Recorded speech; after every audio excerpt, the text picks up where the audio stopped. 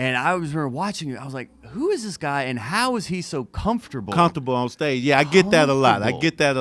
Man, it's just like this is our job training. You got to hit the open mics. You got to hit the stages, Boom. Different nights, man, and just work on your craft, man. That's the only way you're going to be able to advance. Just like your job, man, you got to continue to work, build a relationship with the crowd and just continue to polish your set, man, and it just panned out for me.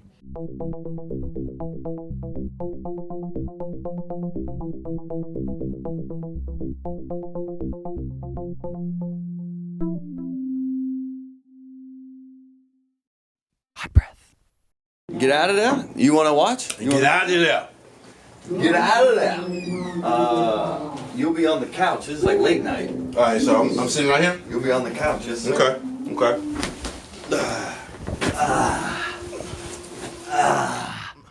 Woo-hoo, got Joe Byers show, baby. This is it. This is it right here. This the hot breath? This is hot breath. Bro, yeah, finally got on hot breath. You got your water too, man. Yeah, That's your hot breath water. That's dope, man. Ooh. That's dope, Joe. Hey, that's cool, Dude, man. no, it's cool that you're on this. Yeah, man, that's what's up, man. Let me give you a proper intro. Okay. Hot Breathiverse.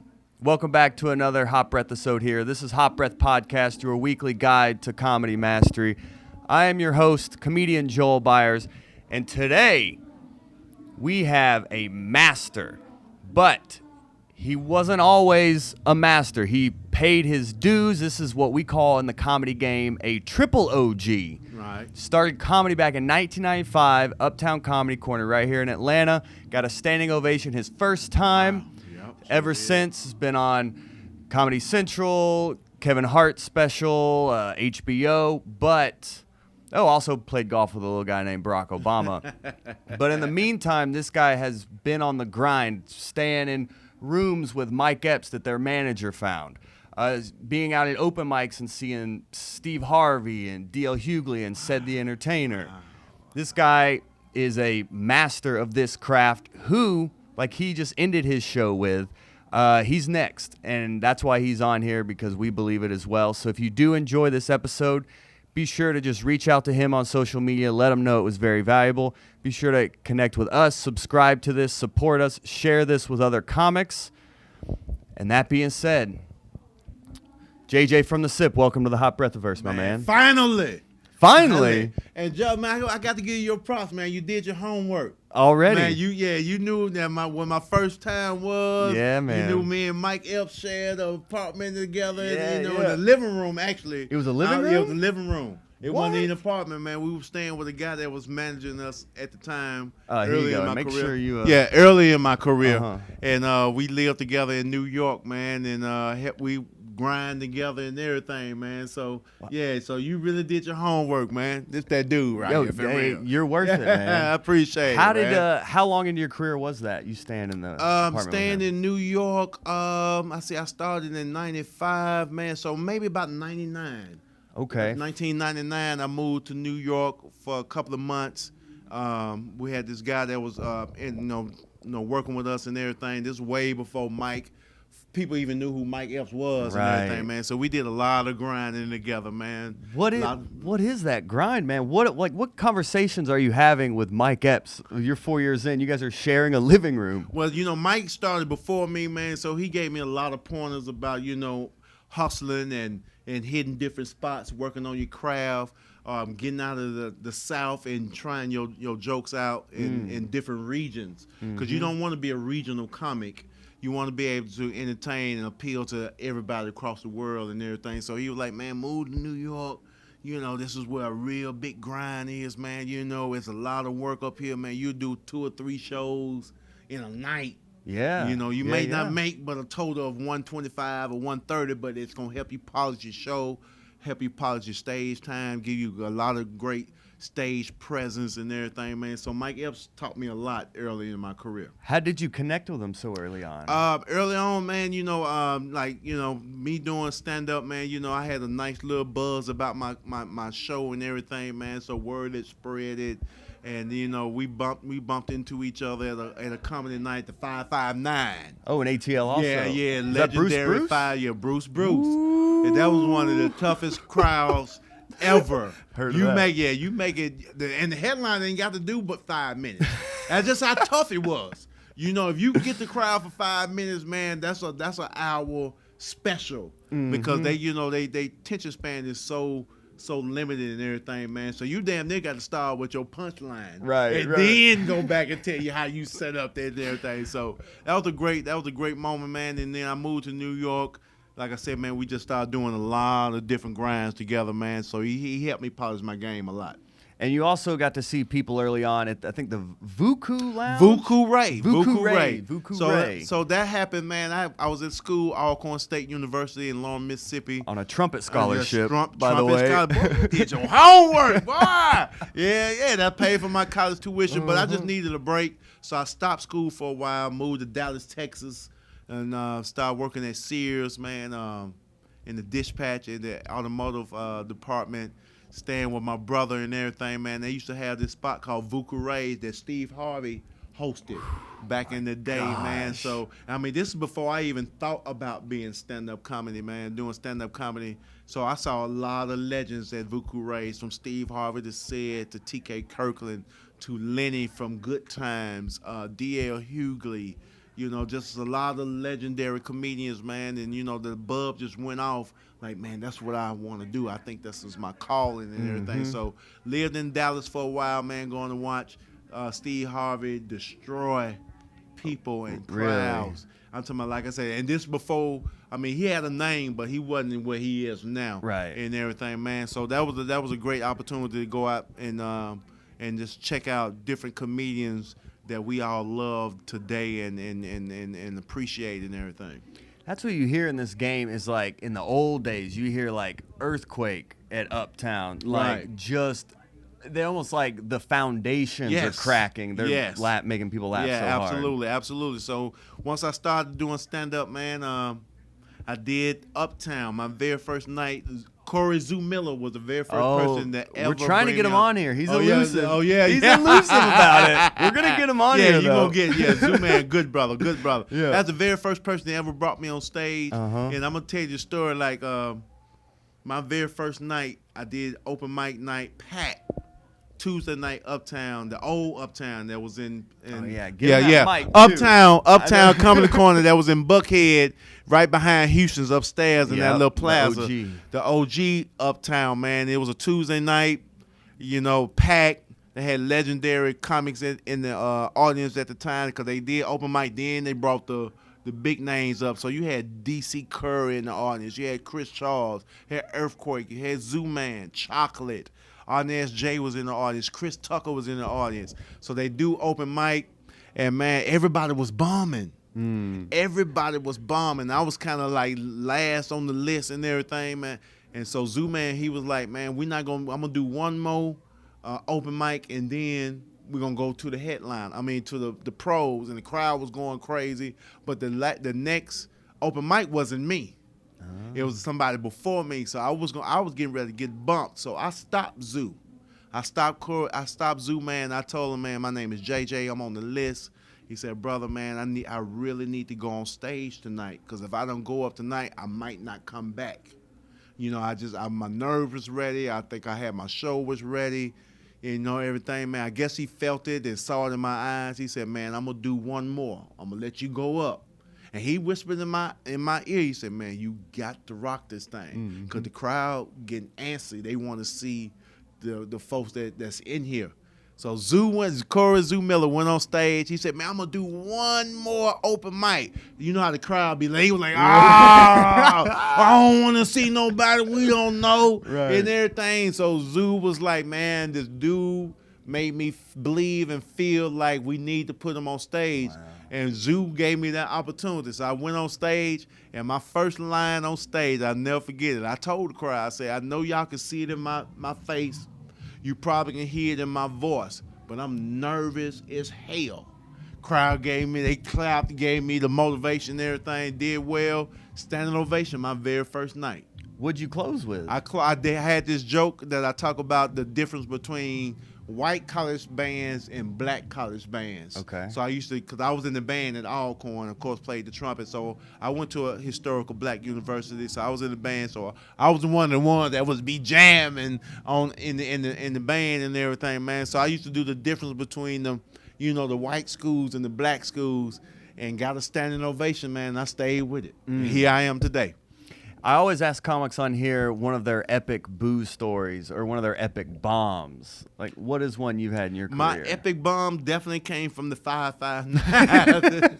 Definitely came for the 559. And Mike Epps was the host that night. Oh, man. Mike Epps was the host that particular night because Bruce was on the road doing some things, man. And, man, that crowd let me have it. Let me have it. I mean, I just wasn't ready. Right. I just be real. I just wasn't ready at that particular moment. But I told him, I said, I'm not scared of y'all. I'm coming back. Yeah. I'm coming back. So I came back probably the next 2 Tuesdays and rocked and everything, man. That was a real tough crowd, man. I felt like, man, if I can make it here at 559, I should be able to, perform in front of anybody.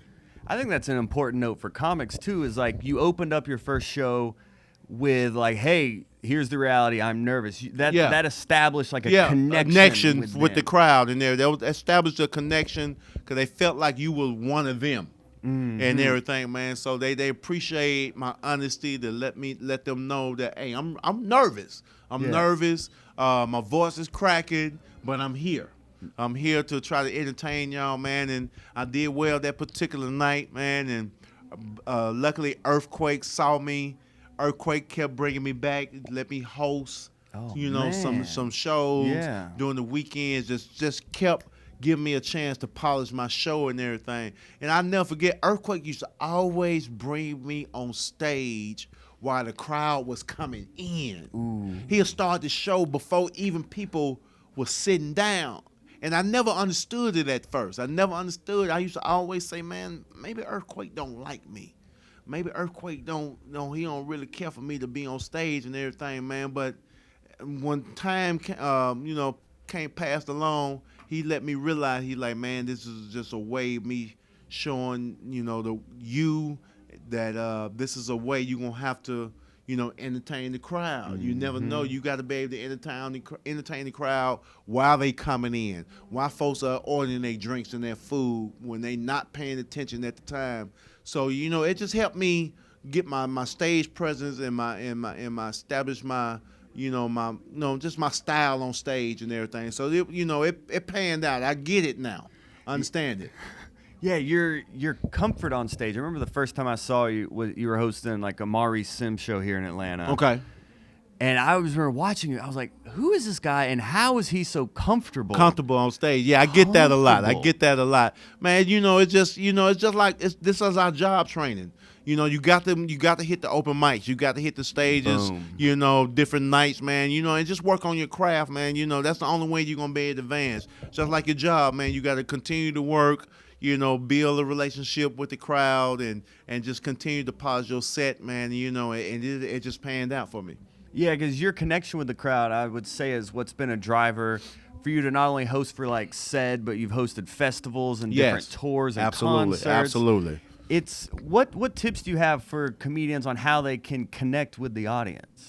Probably just I basically just tell them the same thing that I did. Just continue to get on stage, man. Work on your craft, work on your time, and work on your stage presence. Just continue to, wherever microphone is. It could be a karaoke, it can be, a poetry night or anything. Wherever mic is, man, just get on stage and try to, get the crowd to, enjoy what you are doing. Bring them into your world, and then establish your craft that way. So the more connected you are to your material, maybe the more connected the audience will be to what you're absolutely. Because I try to give the crowd something to where they could actually paint the picture of what I'm talking about. You know how like in cartoons or a cartoon magazine or something like that, they got the little cloud and they got the little words in there, and they paint pictures. That's how I try to I visualize myself when I'm telling my jokes. I'm trying to get the crowd to visualize and understand what I'm seeing or what I'm saying, and they see it. Once I get them to see what I'm saying, you know, they're in tune to what I'm doing, and they enjoy my craft that way. I noticed that watching you tonight. Right. And if we want to go into a specific story, the story of you playing golf with Obama. Yes, absolutely. And I did notice just in several of the stories you were saying, I was like, I am seeing this. Like, Yes. I'm seeing what you're talking about, yeah. How? How do you do it? How? You know, just years of practice, Right, years yeah. of grinding, years of preparation, man. Just trying to establish, my craft and bring them into my world. So when you're saying, like, a younger comic may be like, oh, I went and played golf with Barack Obama, and then they're like, and they make a joke about his swing or something. Right, You're right. able to tell this story that's true and almost like step by step. Right. What is the secret, or what is the structure of storytelling to where you can just be like, this has happened, and then this would happen next, and that's what happened after that? Is it like details? What do you make sure a story it's has? details. I try to talk about real life experiences, like that was a real life experience. So, just the being in that moment of being around Barack Obama, man, even though I wasn't trying to write a joke about him at that particular time, but I was really in tune to the fact that how we was interacting with one another and talking and watching his mannerism on the golf course and watching him talk and cuss when he made a bad shot. But trust me, he was out there cussing. He was out there cussing, man, because golf make you get mad quick and everything. So man, and then I just brought that experience on stage, and I worked it out. Like I said, it wasn't really trying to be a joke and everything, man. I was just letting people know, man, what it was an honor to play with our 44th president, and it just happened to end up being funny. So you started out developing that story by just going on stage? Going on stage, that's the only way for especially for me. I think for all comics, man, you can write out your joke all you want, and you can try it all in the mirror at home all you want, but until you get on that stage and have that mic in front of you, that's the only way you're going to be able to work out. You got to work out the kinks. You got to see what goes where. Should I put this right here? No, I'm going to take this out, put it up front, then put this front part up here. Just keep juggling it. Once you do a joke, man, you may do it that one time, that particular night, man, but it's still not, at its potential. Still keep working it out, man. Keep still working it out. Keep still working it out until you just get a flow that you feel is comfortable enough for you to make the crowd visualize what you're doing. A flow. That's interesting. Yeah. How you say it, a flow. There's almost like a rhythm to the way. Yeah, it's a rhythm, especially for me. Every comic is different. Right. It's a flow. It's a rhythm for me. I don't just go up there and just say, I'm going to do this right here, I'm going to do this right here, I'm going to do this right here. Because, once you get on that stage, you got that mic, you got them lights on, you got all those eyes on you. Some things may change. Every crowd is different. Mm-hmm. Every crowd is different. Every situation is going to be different. You have some crowds, man, they come in to laugh and listen and ready to be entertained. And you have some crowds that may have issues and problems, and they not ready to laugh, or they may be talking through your set and everything, and that could possibly throw you off. So, every crowd gonna be different. Every show is gonna be different, man. It's just all about the timing and the reps that you do on stage. Yeah, your pace on stage as well, in terms of like how methodic you are with just how you're talking. Is there something to like the silence? Because as a comedian, I'm a little over 9 years in, and I'm just now starting to like hear the silence and being like, oh, you can use the silence. Yeah, you can use the silence. You lean into it. You can use the silence because once you feel like you got the crowd in tune in what you're doing, for me that makes you feel like they in your world. Mm-hmm. They opening up their minds and everything where they want to just listen and picture what you're talking about. So you don't have to be. When I first went on stage, when I first started, that's all you want to. You just want to punch them in the mouth and then good night. But now I'm seasoned. I got a lot of years into the game, man. So now I know how to flow. I know how to scratch a joke out, take my time, and just be patient and just let it ride. That's what I noticed is the patience. Absolutely. Someone may tell one story of I met Barack Obama and it's 2 minutes, but you can turn that 2 minutes into 6, 7 minutes quick. Like my intro, the song that I do in the intro, man, from the Tila, man. It's amazing. I never thought that would just go the way it is. I mean, it went viral. I've been doing it for a few years now. Some folks be like, man, I don't want to hear that joke no more. But, man, I can't get rid of it. Folks, man, they get mad at me, Joey, when they be like, man, why you ain't do the bass guitar? Man, and people keep telling me, even veteran comics, man, you can't never get rid of that. Wow. That's one of the coldest opening intros of all time. That's what I get all the time. Mm-hmm. People be like, man, you got the coldest intro, one of the coldest intro. They say me and JB Smooth may have the top intros of all time. I don't know what JB Smooth intro was back in the day, but they say he had a killer intro as well. And people just love me for that, man. Even people that was out there, man, tonight, they like, man, you please do the bass guitar joke, man. Mm-hmm. And you know what, man? Like I say, that joke went so viral that the people, the rappers like 8 Ball, MJG, and Tila, they found out. Like Tila, whose song it really is, it's Tila featuring 8 Ball, MJG. Man, Tila hit me on Instagram or something. He's like, man, I heard you rocking my song across the world. He's like, I appreciate it. So, man, I met them. I met Jazzy Faye, who produced it and came up with the beat. Man. I finally got a chance to meet the guy that actually did the bass guitar. I met the whole circle from, who made the song, man. So it's just amazing how viral that song went for me. And that song is so old. Yeah, it still hits, though. It still hits. Yeah. Because people, after my shows, folks will hit me on Instagram or something, like, man, what was the name of that song you did? I'm like, dude, y'all just don't know. That song ain't just come out. That's mid-90s, easily. And that just come off you, did you just randomly do it one night? I just randomly did it at Uptown with DJ Ant Love. Oh, yeah. With Ant Love, Ant Love is the master on the turntables, man. And, man, we just rocked that thing, and it hit so well. Here it is today. Here it is today, man.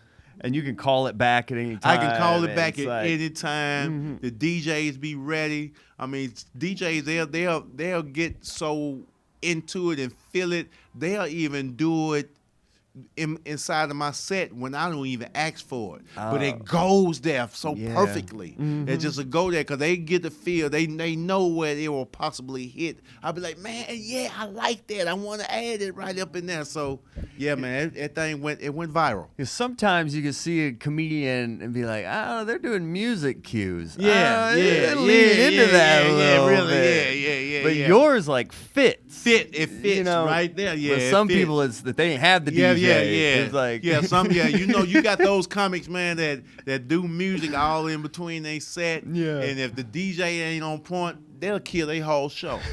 It will kill their whole show. So thank God I'm not one of those, man, where I just need constantly music or nothing like that. I do it at the beginning. And entertain the crowd like that with it. After that, I'm straight into material and just try to come up with some things off the dome. The first show flew by watching you tonight. Oh, yeah, it did. It's just... Yeah, it just flows. So, hey, I like, damn, I just got up here. They gave me the light already. But that's just how in tune I was in what I was doing. The crowd was in tune, man. They seemed like they had a great time.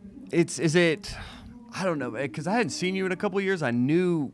You've always been one of my favorites, and I saw you again, and I had to come back here and be like, dude, you almost ruined comedy. I was like, man, I haven't even begun to do comedy yet. What are some tips you have for comedians out here on the grind that it's part of the process, and things you learn the hard way, either on stage or off? What are some tips that you always go to for comedy? Man, when folks come to me for advice, because now the exposure is not like it used to be. You know, Def Jam has winded down. BET Comedy View has truly winded down some, man. So we don't have those outlets of putting your material on TV like they used to. Like, I was blessed. I caught like the last tail of Def Jam back in the day and the last little tail of Comic View. But I was able to establish myself in front of comedians that was already established, and they helped me. You know, Ricky Smiling took me on the road plenty of times early in my career.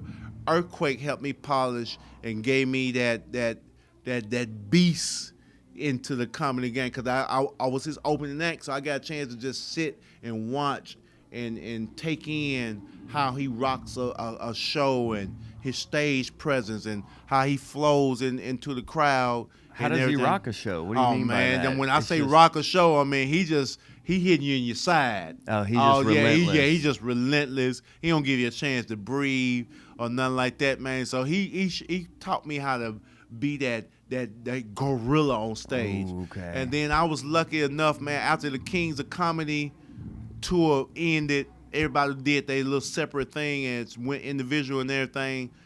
I was blessed to do some shows in Cedric The Entertainer's hometown, St. Louis, Missouri, and his management team came to a couple of shows that I did at small venues, and they enjoyed me, and they pulled me to the side like, hey, man, you a funny dude. I want you to come work with Cedric, the entertainer. I'm like, what? Yeah. Wow. So that was a beautiful, experience right there. And, I did at least 12 years with Cedric. Oh, yeah. Being his opening act, man, and he taught me a lot about the business. Tell us it all. How to be smooth on stage, how to appeal to everybody, every gender, every age, how to flow, how to be smooth on stage. Then he taught me how to interview, how to negotiate your contract, your meeting and having meetings and what to talk about and what to ask, what type of questions to ask. So he said helped me go to another level, because he gave me a chance to do my show in front of his crowd and build my brand in that way. How do you negotiate? I mean, it just depends, who you talking to, what you trying to negotiate, man. You just try to stay firm. Okay. You tell them what your ideals and your plan is, what your goals are set to be in this business and everything, man. And and y'all both just try to, be smooth and just comprehend in that way. So it's important on the business side, if you want to deal in business, first have a clear vision on what you want your business absolutely. to be. You got to have a vision of what you're trying to do in this business, man, because everybody's path is so different. Like I say, I've been doing stand-up 24 years. Sometimes it may take a person 8-9 years, and sometimes it may take a person 20 years. A prime example was Bernie Mac. Bernie Mac had been doing stand-up since the 70s. Yeah. I mean, but he didn't really get his break until pretty much, Def Jam. We knew who he was, but then when the Kings of Comedy came around, he took it to a whole nother level. Mm-hmm. And then he got his show, because his style was different. Everybody was scared to give him an opportunity. So, the same way with me, I'm very Southern. I have a very strong Southern accent. And people recognize that, but they love it. It's different.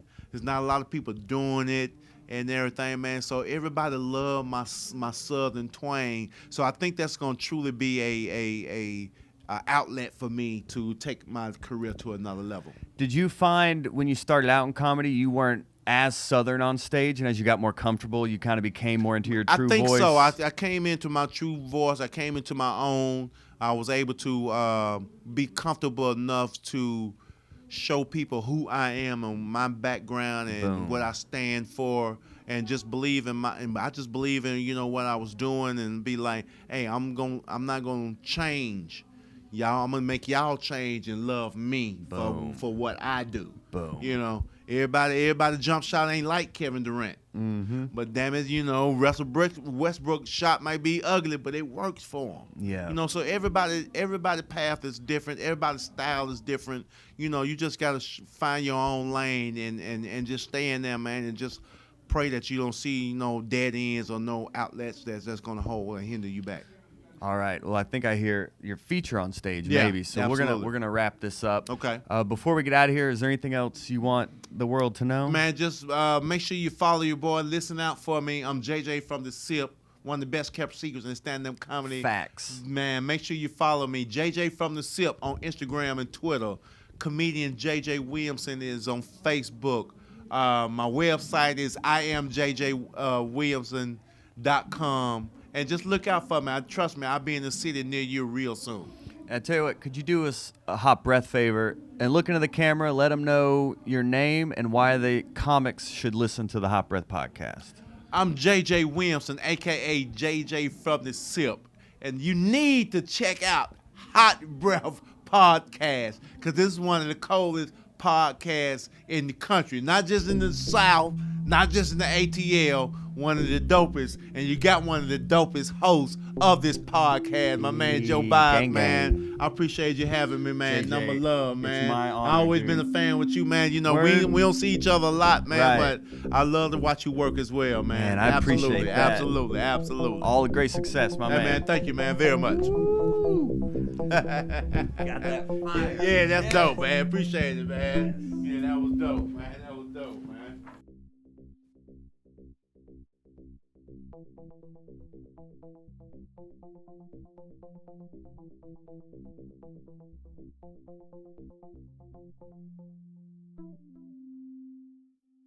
Hot breath.